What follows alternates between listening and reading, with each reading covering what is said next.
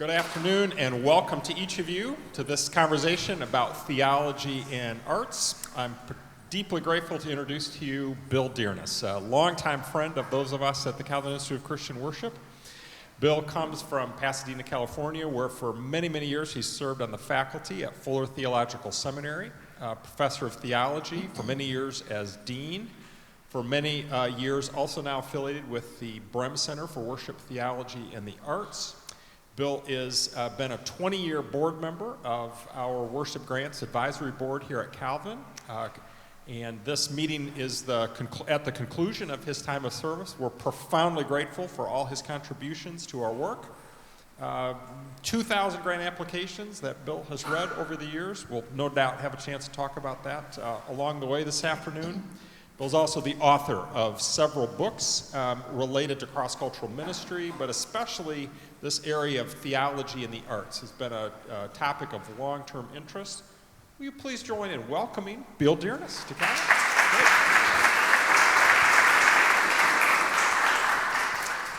Bill, let's start out geographically. Let's start out with the map. Take us a little bit on the journey of the places that have formed you along the way. That'll be a beautiful backdrop to so many of the themes that we like to explore this afternoon. Okay, thank you. Thank you, John, very much for doing this. And of all my friends, I have to say, John Whitley is the only one that actually pronounces my name properly. Dyrness is Norwegian, but it's really Dyrness, and just as he pronounces it. And you're the only one that does that, so I appreciate that. It also, being Norwegian, also means that it's hard for me to talk about myself, so you should know that. You've heard the story of the Norwegian husband that he loved his wife so much he almost told her.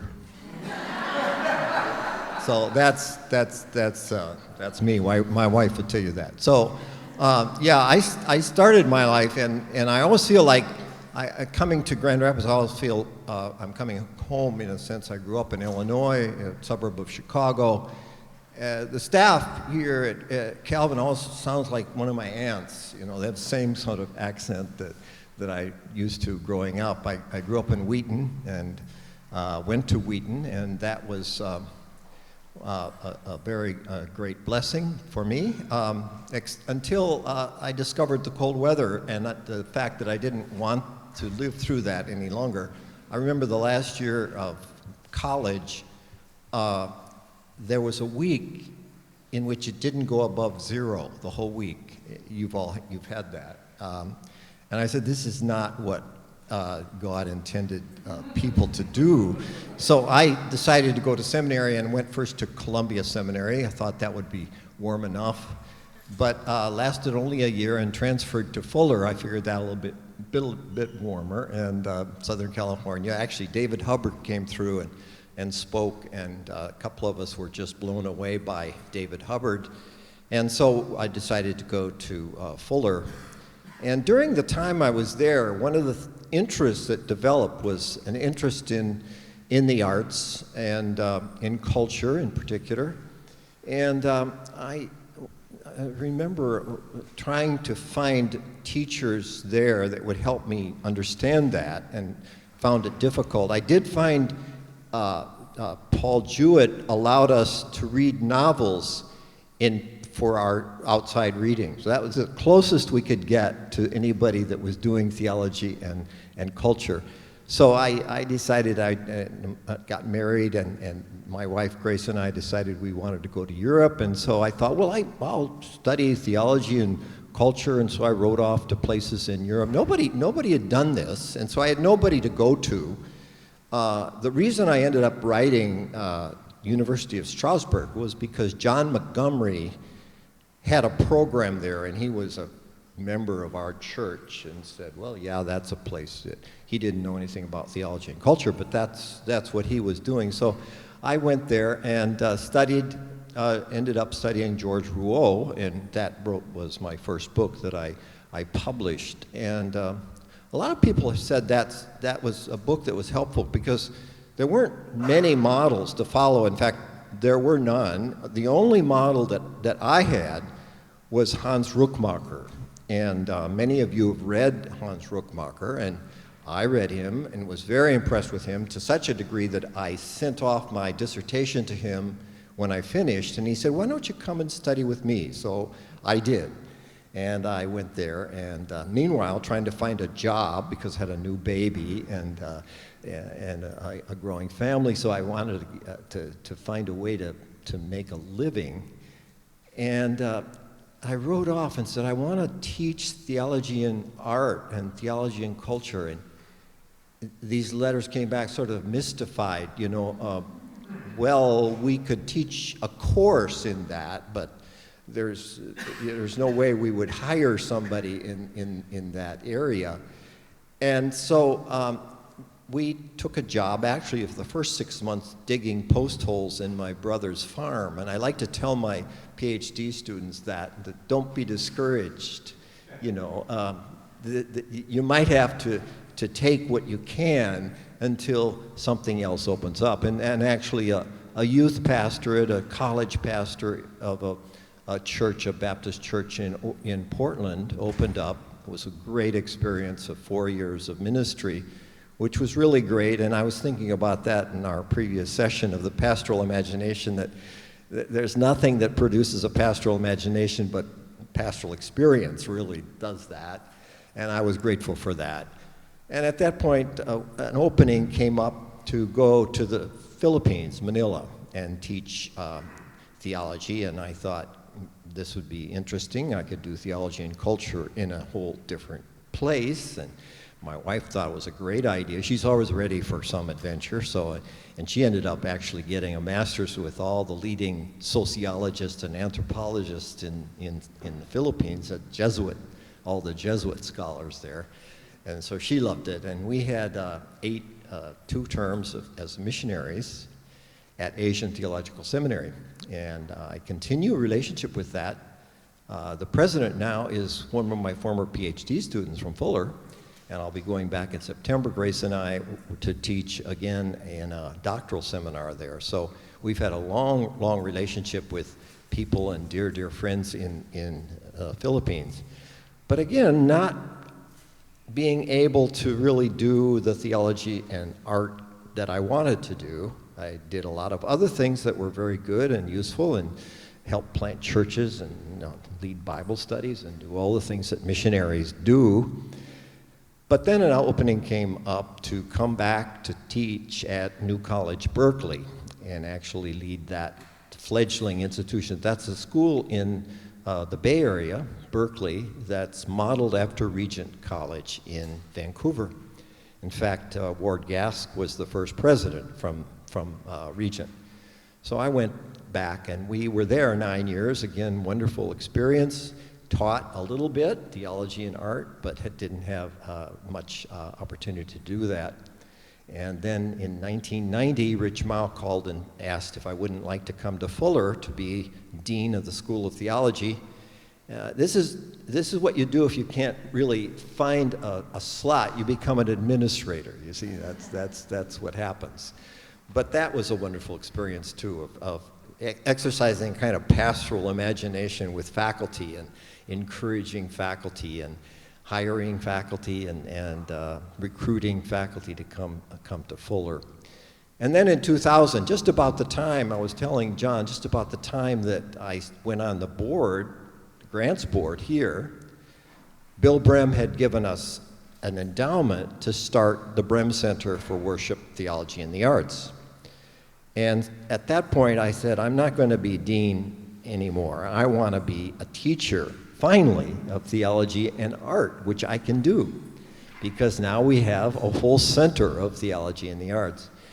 And I have to say that convergence of the Brehm Center founding, me coming to the Calvin Institute of Christian Worship, was a happy one, because what it did was allowed many of us to think through, from the perspective of worship, where arts fit into the ecology of the Christian life.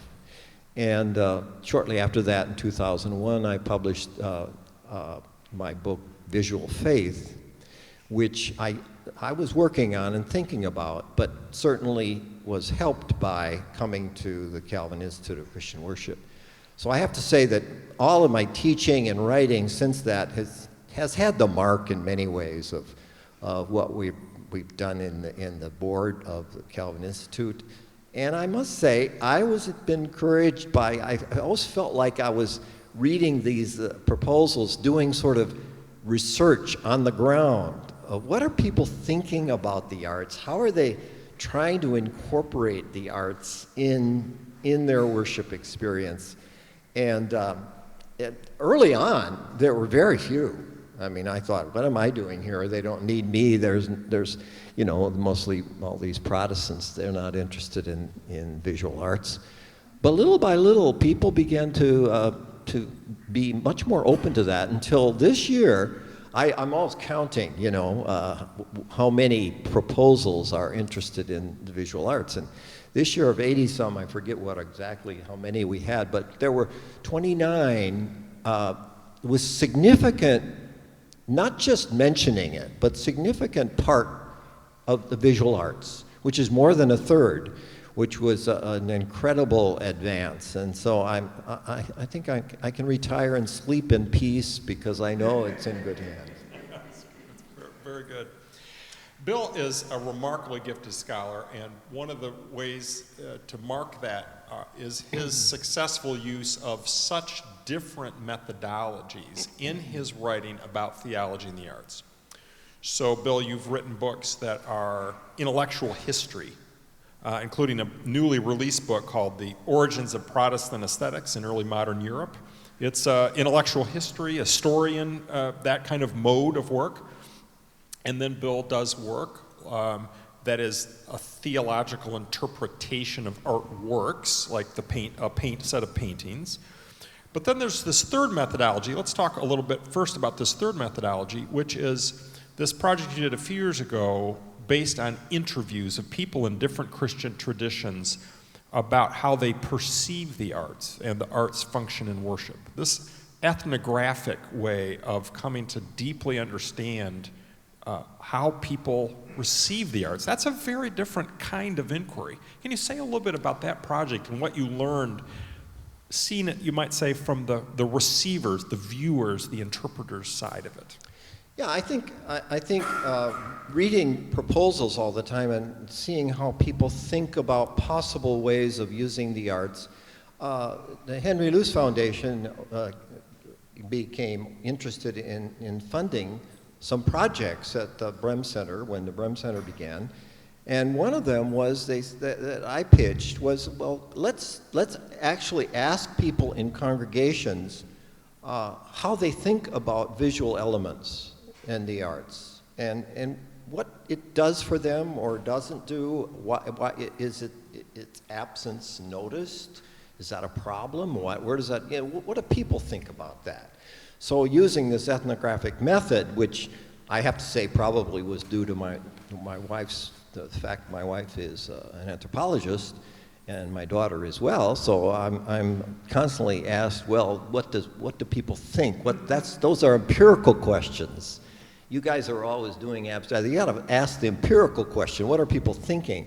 So I did chose a sample from 5 Catholic congregations, including St. Monica's, who people are here from St. Monica's in Santa Monica, at 5 Catholic congregations, 5 Orthodox congregations, and 5 Protestant congregations, and asked them all using the same protocol, what role do the arts play, why, and how to perceive it, and tried to do a balance of interviews with leaders, priests and pastors, and more of lay people, and the role that visual imagery plays in their lives, and then comparing the three traditions.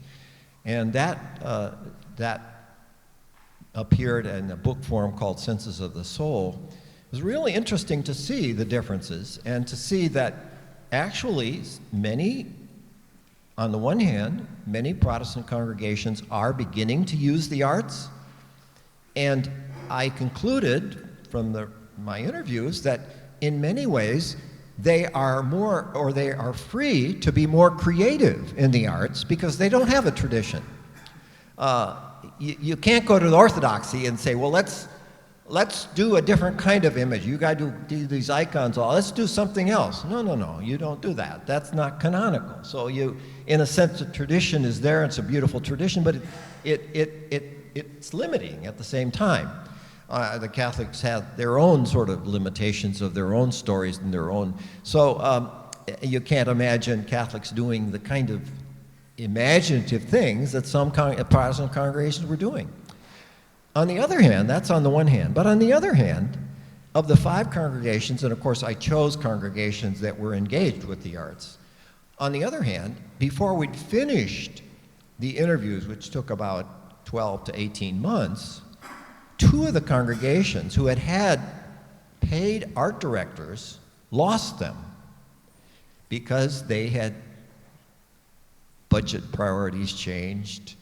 In one case, they said, no, we need lights and overhead screens. So they went in all that direction rather than the art. Well, there you are. You see, that's this innovation in Protestantism. We're all trying something new so that even if they use the arts for a while, they say, well, we did that, let's try something else. So that's the disadvantage of not having a tradition.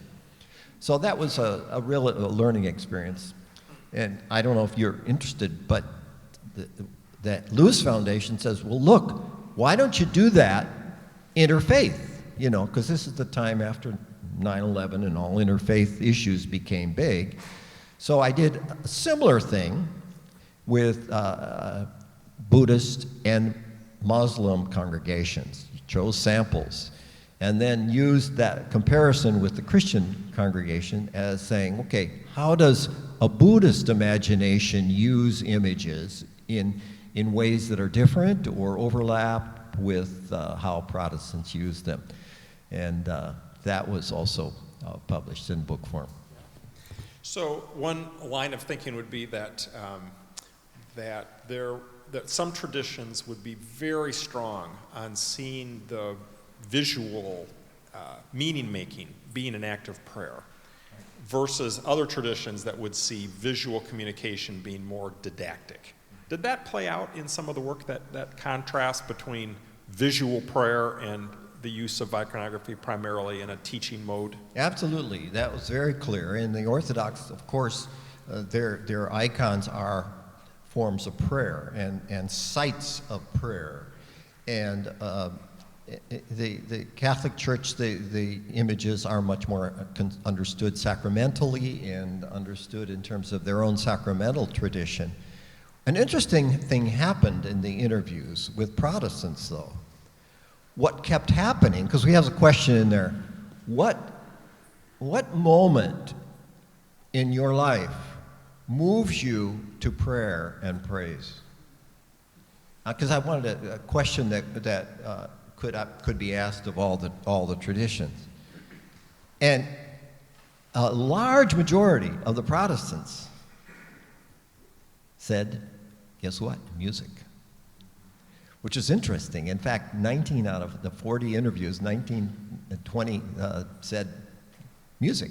Now it was interesting because I had never even mentioned music. And music, this is an interview, this is a protocol about visual arts.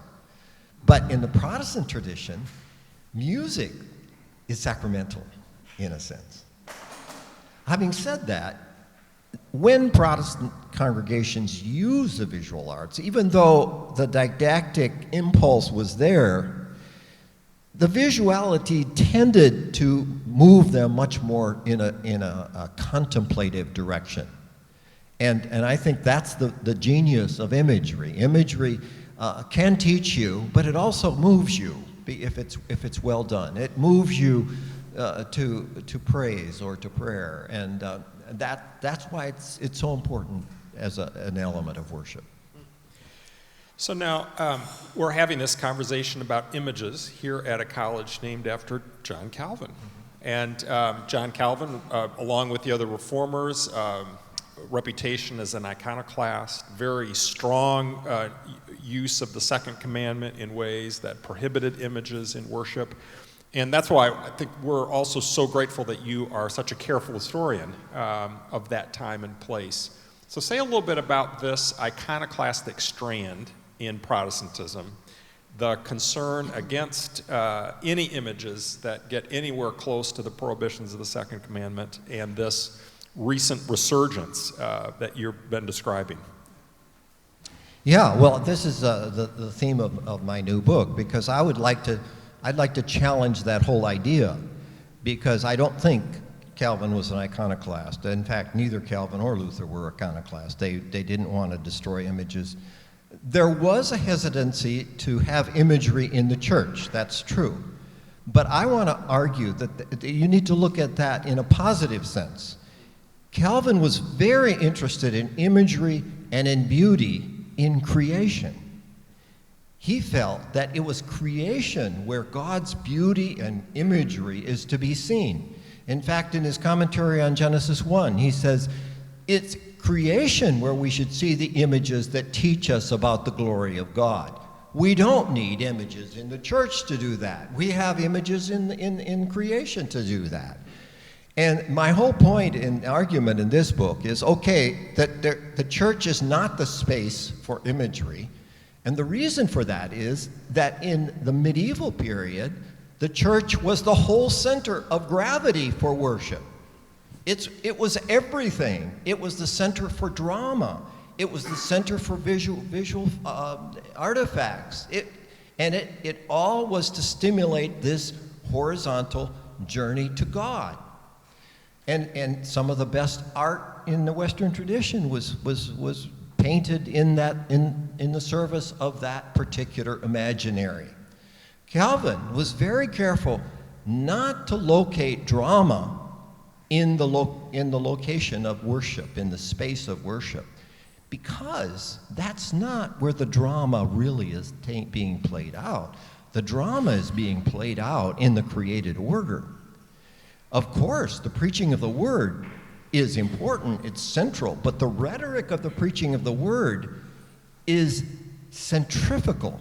It's to move you out of the church service, out of the church space, into the world. That's where the real drama is taking place, not in the church. So the church is not the space for all of this imagery or this drama. And he was very careful in his description of worship not to use dramatic imagery, even though his theology of worship is quite dramatic in a sense. We're being lifted by the Spirit to be joined with Christ. But he didn't use dramatic imagery. And I think that was quite intentional.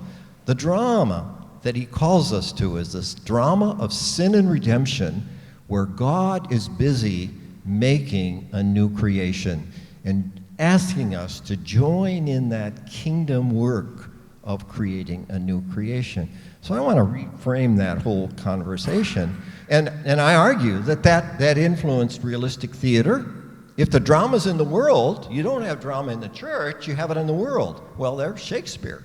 Now more and more scholars are arguing Shakespeare was also influenced by Catholic traditions, but he's influenced by the Protestant preaching of sin and grace, forgiveness, sin and grace. It's all there in Shakespeare. Landscape painting in Holland and the portraits are very important, and for the early reformers, landscapes and portraits were sacred. They're not secular. That's not a secular subject. These are sites for the glory of God. These are places where we can see the glory of God. And I even argue, one of my PhD students wrote a dissertation on Huguenot architecture in France and proved that it was deeply influenced by Calvin's institutes. And so even if you can believe it, neoclassical architecture in France has an influence of the Huguenots. And this creation of the new Eden, we're trying to recreate Eden. That's what we're trying to do. I would like to be in one of these classes, I think, wouldn't you? I mean, I'm hearing the references and the energy. It's very, very compelling. Calvin referred at one point in the Institutes to the Eucharist. The phrase was, the only true icon of Christ. And he lifts that term from the Greek in ways that evoke earlier discussions. Any insights about that line in Calvin in light of your work? Absolutely. That he actually, the word, if I'm not mistaken, or one of the words he used was it's a painting, it's a picture. It was a picture. And he was very interested. So the idea that Calvin had no interest in images, it's just not true.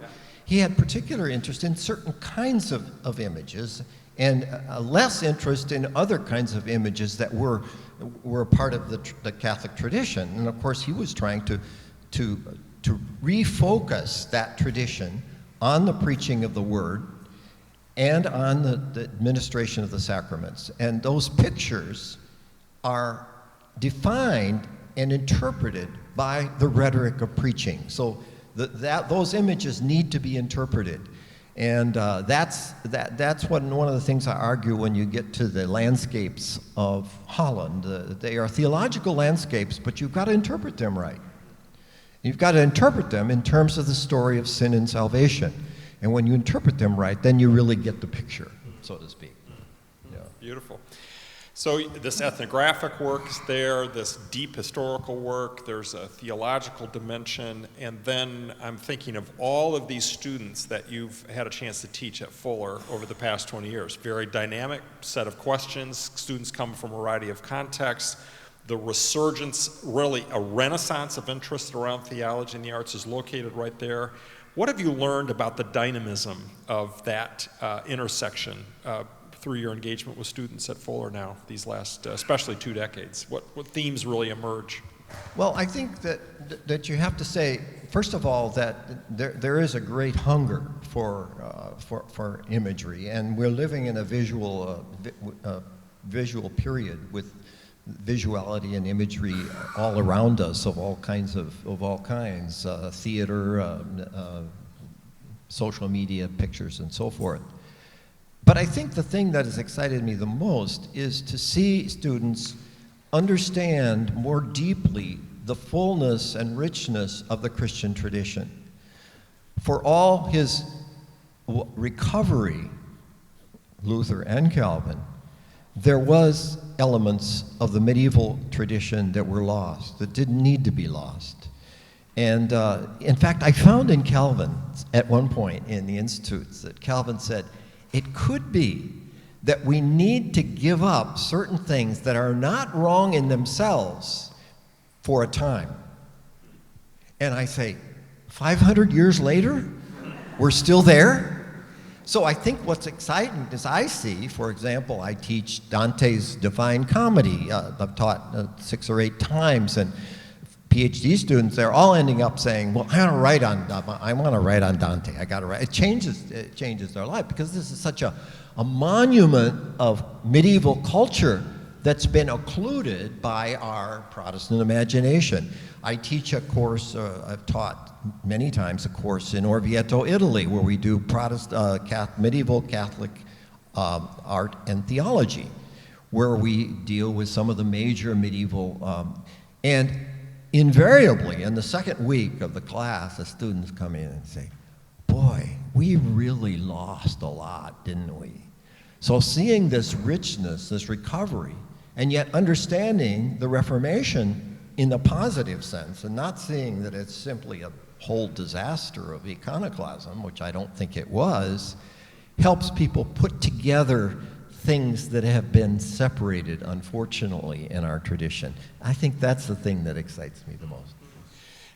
One of the things that occurs to me as you say that is something I've thought about a little in the last 20 years, that when discussions about a topic are new to a group of people, so the arts, so recovery of the arts, theology and the arts, we're back into this, that the pendulum can often swing pretty widely from a wholesale rejection to a sort of wholesale embrace, where sort of false alternatives emerge. And one of the things I appreciate about your work, even in how you've unpacked it for us this afternoon, is there's a both-and dimension.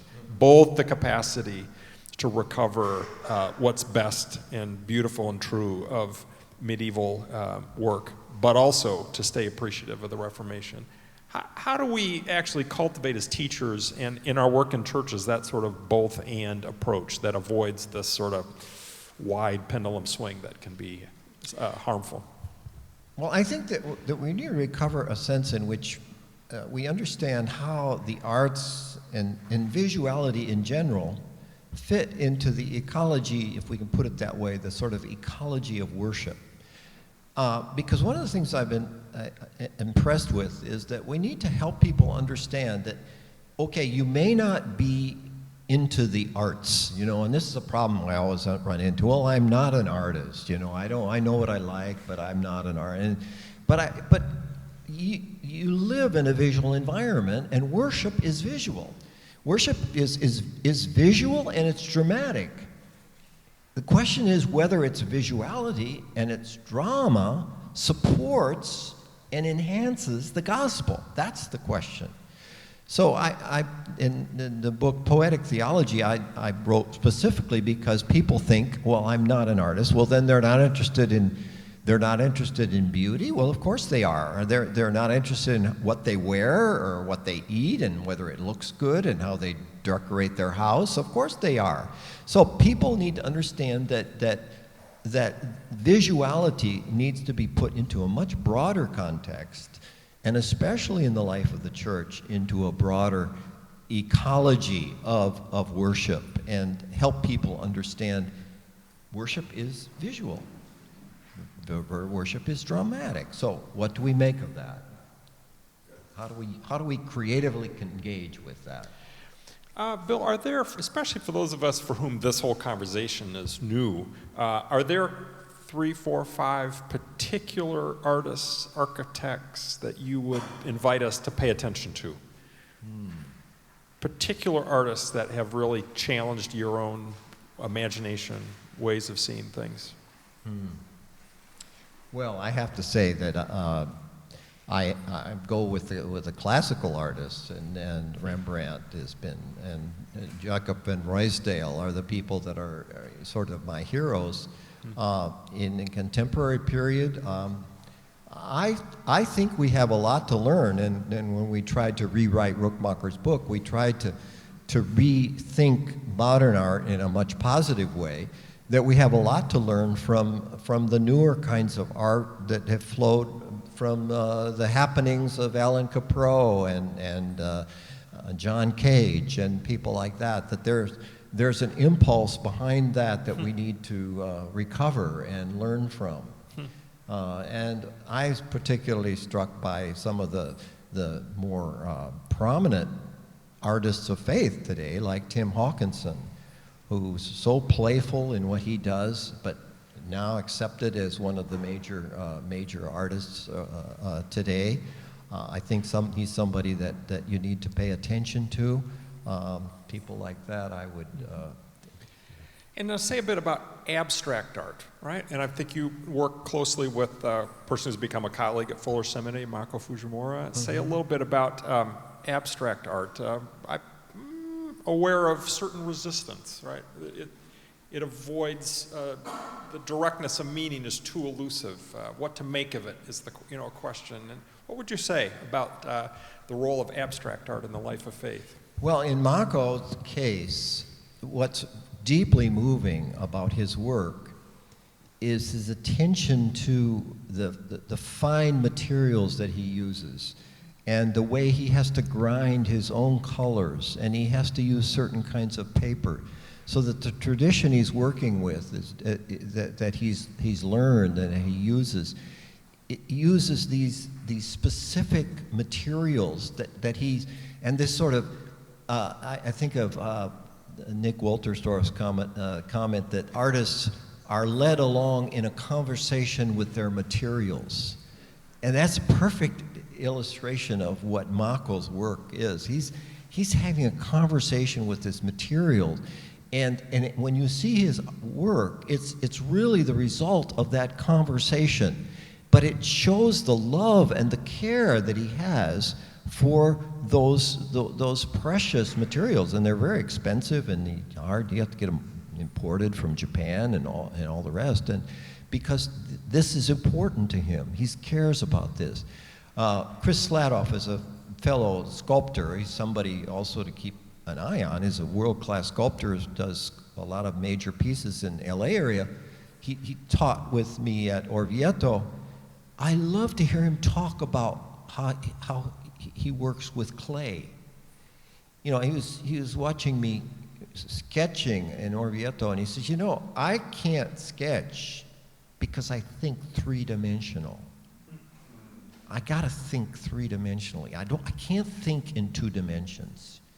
And I thought, wow, that's that sort of specific sculptural imagination that he brings to that.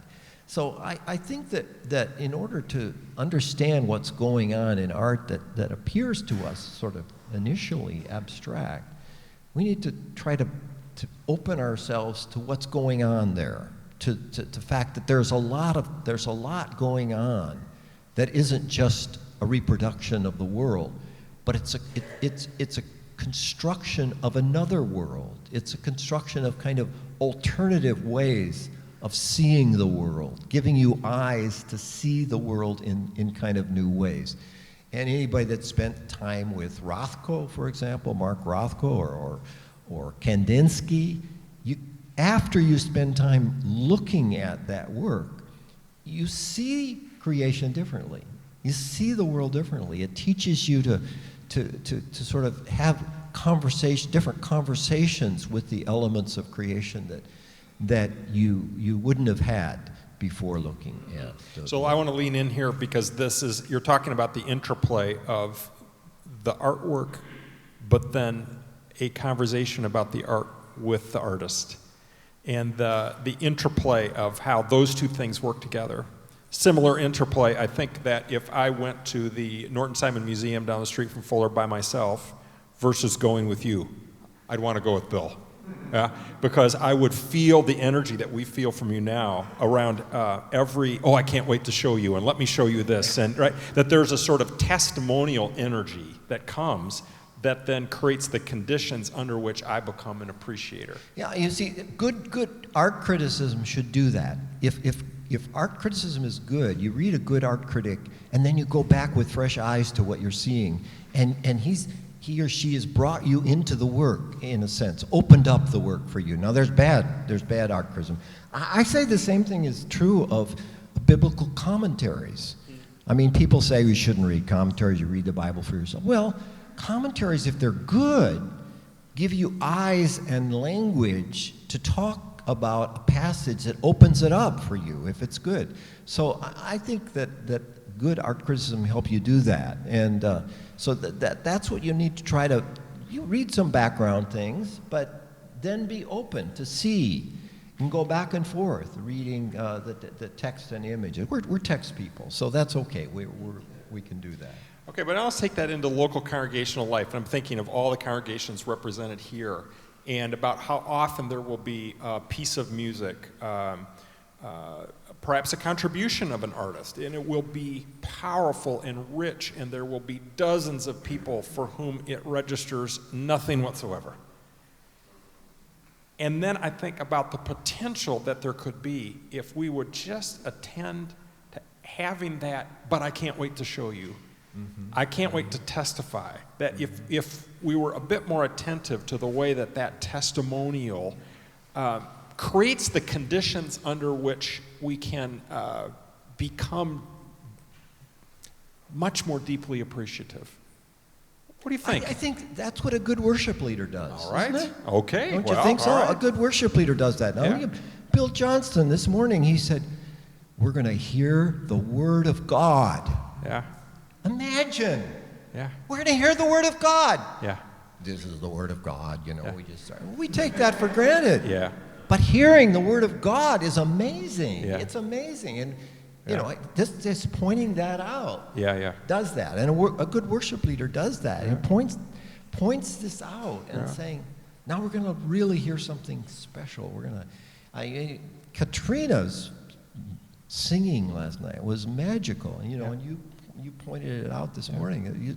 It just it did something in that space that sort of transformed it and made it a kind of sacred moment. Mm-hmm. And I think a good worship leader can do that. Mm-hmm. Yeah. Bill, there have been 2,000 grant proposals you've read, all right? A lot of different dimensions. Any advice that you would give to people who are thinking about a next proposal, or just if you think about the many layers of that process, themes that come especially to the surface for you? Well, I think the best ones that deal with the arts, there have been some very good sort of residencies that have been created, and artists in residence kind of thing, but only when that's integrated into a larger kind of process in which the congregation is working on something that the artist is focusing on. In other words, that again has to be something. We talk about how do we integrate the arts, and it's, we talk about that. We're always trying to integrate. Well, integration at the end of the day is a communal process. Mm-hmm. It's something that we do together. No single person is ever going to integrate anything. We do that together. And congregations, this is why my favorite passage in the New Testament is Ephesians 4, until we all come into the fullness of Christ. The gifts have been given for that purpose, that bring us all to maturity in Christ. And the gifts, I like to think, include not just preaching and teaching, but gifts of art, creativity, and music leadership, and the rest. All of these are gifts given to bring us all to maturity in Christ. That's integration. That's what I'm talking about. That's integration. Beautiful. Any dreams that you have for seminary life and theological education in the next 5 to 10 years related to all of this? Things if there would be another Brehm Endowment gift out there that you'd love to see seeded? Well, I wish every seminary had a Brehm Center, and I think it would change how theological education is imagined. And I see that happening. I see more and more people that are open to that. Even some of especially our younger faculty that have come on board, they immediately get it. They see it, and it's not something you have to convert them or anything. They see it. And so I think the sort of younger generation is a much more visual literacy. It's all our kids that teach us how to watch movies. I didn't even notice that. Oh yeah, where were you? Fall asleep. The kids, they get it. They're the visually literate, and I think when they become theological professors and seminary professors, they're gonna change things. So I'm very hopeful, and that's why I think we have a third of the proposals that are dealing with visual arts. That's great. Yeah, good. Bill, many of us have a copy of the handout you prepared. Thank you for that. It has the book titles there, but also has some sort of themes that describe different postures. Could you take us into that a little bit too? Yeah, I think these are three sort of different approaches to the arts that I've been thinking a lot about lately, and especially this idea of confrontation. And I want to challenge you to think about that in a positive way, because we usually think about this as a negative, that we need to somehow bring these things together. But there's a sense in which theology does have a certain integrity that you have to respect. And the art world has its own integrity. This got me thinking, one of the speakers at our conference last year at Fuller, just coming out, Art and Christian Witness. It's a book coming out in a couple of months with InterVarsity Press, that she said, I'm not sure I want to come and speak, because she's a faithful attender of her church and Christian, a well-known New York artist, teaches at Parsons School of Design, but she said, these are separate worlds, and I keep these worlds separate. And the first time she said that, I thought, how is that even possible? I mean, even this late in my career of thinking about these things, and yet talking to her, I began to see there's reason for that. The art world has its own history. Theology has its own characteristic, and there's a certain sense in which I think here of the sphere sovereignty thing, that there's a certain sense in which these practices have to be respected. And anybody going into the art world, and Mako is a very unusual figure because he's broken down some of these barriers, but there's a lot of Christian artists in New York that really have to keep their head down. And they have to say, I'm going to play by the rules. I'm going to create what God's called me to do as a Christian, but I'm gonna be a part of that world. Okay. Now there's something ultimately not satisfying about that, and that's why I talk about dialogue. And in a sense, we are moving more toward the era of dialogue. That's what the new book on modern art and the life of a culture that we wrote. We're trying to create that dialogue where people like James Elkins and others are interested in talking to Christians about how they think about the art. I think it has to do partly with because he's had some amazing Christians come through his program there that he's had to respect. But from our point of view, we've realized, hey, we need to talk to Jim Elkins too. We need to listen to him too. He has something to contribute, not just to how we see art, but how we understand our faith. So the dialogue is one that we're seeing enriches both sides, and that's something that we're seeing in the last 10 or 15 years that really didn't exist before. So even if you think with Paul Fiddes that art and culture are parallel tracks, I don't completely agree with that, but even if you do that, you think we've got to have dialogue. We've got to open up doors of dialogue. But the ultimate goal, I think, is some form of integration, and I've already talked about what I think that is, and that's the communal embrace of multiple gifts, and recognizing that being a gift, I've always wondered, why do you need the businessman on your board but not the artist? You know, well, there's something missing there. There's a kind of ecology that's defective there. So we need all the gifts, and we thank God for all the gifts. And if we don't have all the gifts, we're not coming to maturity. And I see Paul talking about maturity in Christ, truthing it. He's made a verb out of truth, truthing it in love as being what we really are after in integration. And I put on there, that's something that will only happen, I think, until when we all stand before the Lord.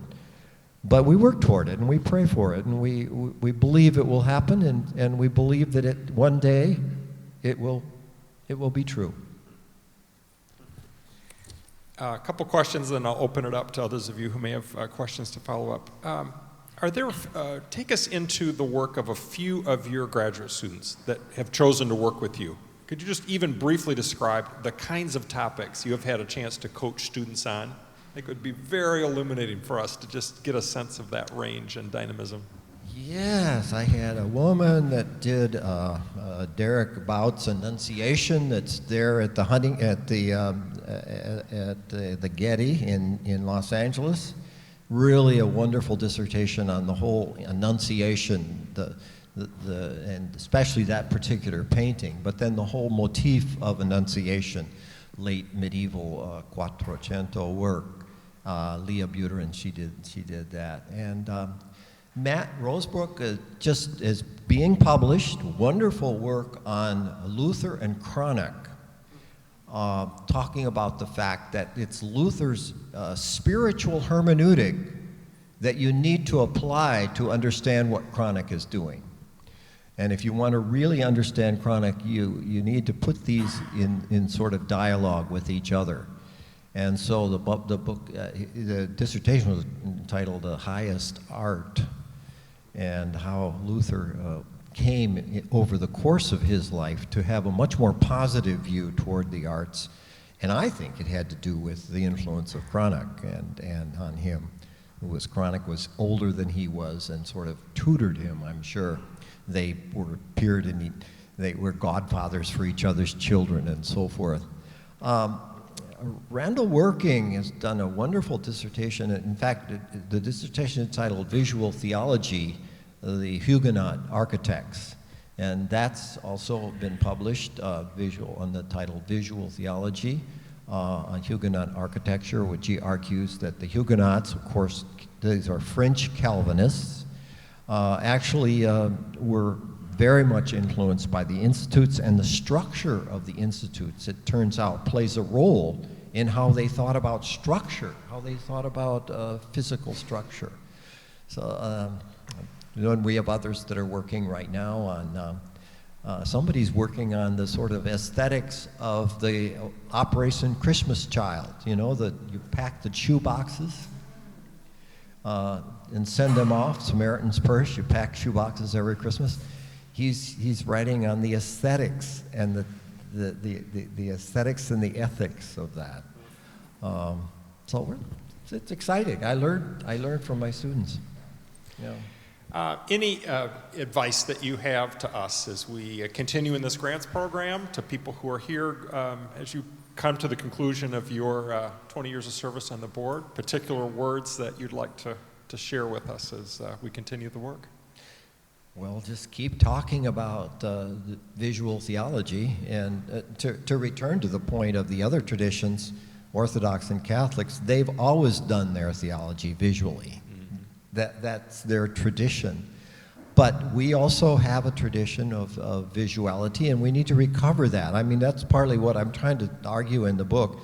And we work with creation and the beauty of creation, the goodness of creation, and the motifs of creation. So that if we're going to adorn a sanctuary, we should bring in the beauty of creation into the sanctuary. And that would be a very sort of, I think, biblical way of doing it. But continue to focus on reminding people that worship is visual. And it's dramatic, it's personal, but it's communal. And we need all of these things. We need all the gifts. Beautiful. Comments or questions from anyone to follow up on a theme that we've discussed this afternoon or another? Dale, yeah. So I was saying, Monica said, Monica, thank you for acknowledging St. Monica. When giving a commission to an artist, so I want to commission a contemporary image of Mary for our new chapel. What kind of advice do I give the artist and then stop and let them do their activity? And we accept that as a community for us, after meeting us, after knowing us a little bit what we're about, because our people have a great devotion to Mary, obviously. Yeah. I hope that you do that, and there's been a lot of precedents of I think it's a Lutheran church in Manhattan, St. Peter's, or who's actually commissioned pieces for their sanctuary, but not necessarily with Christian artists. They've used the best, just gone with the best artists. And it strikes me that, I don't know if you know the book by Coin Torben on Mary. This is one of the most famous current Irish scholars, not a Christian, wrote this incredibly powerful book about Mary and Mary's life, imagining what it was like to watch her son killed, and just this wonderful. And it seems to me you want to give that book to the artist and say, this is what we want. We want you to portray Mary in a way that makes her come alive like this does. Now, you won't agree with everything he does, but that's what you want. You want somebody who's going to read all the sources they can of Mary and then make Mary come alive. Let's see Mary. Go for it. Yeah. Others? Oh, yeah, we're going to have a follow-up, and then we'll go back. Dale, you want one more follow-up there, and then we'll go to... Yeah. About art being visual. You know, the Council of Ephesus in the 5th century, said Mary is not only the Christ bearer, but the God bearer, Theotokos. And so in the Roman Catholic tradition, we still share together. They built a church in Rome, St. Mary Major, to embody this theological concept. Yeah. Mary is not only mother of Christ, but mother of God. And so that's probably the most striking example of embodied theology. Yeah, that's true. Yeah. Good, thank you. Your congregation has such a wonderful history of the use of the arts, and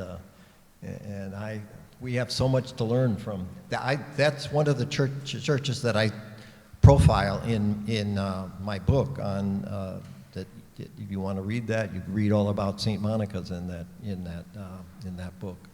Great. We'll go to the back corner. Thank you. Hi, I just want to say that it's possible to work in congregations to a point where art is really anticipated. The church that I'm at, we had this beautiful big front wall that was just sitting there blank, and we decided what we're going to do is start putting visual installations that were related to the worship series that we were working in at the time. When we first started doing that, the congregation said, wait, you're going to change the front of the church? You know, that was the initial reaction. People were not into this at all. So now we do it, we change it 6 to 8 times a year. There's something different at the front of the church. Just a couple weeks ago, it started ordinary time. New installation. People knew everyone's coming to church 10 minutes early, so they can go up and see what it is, and then sit in the pew and read what's happening on the bulletin, right up in front of the bulletin. My title is now Pastor of Worship and Arts. So, but this has been a 10-year journey for this congregation to embrace the arts. We've run an art gallery in our space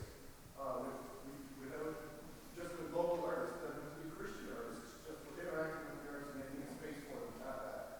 But it's taken 10 very long years with lots of difficult discussions. And thank you for that. I always recommend that you start modestly.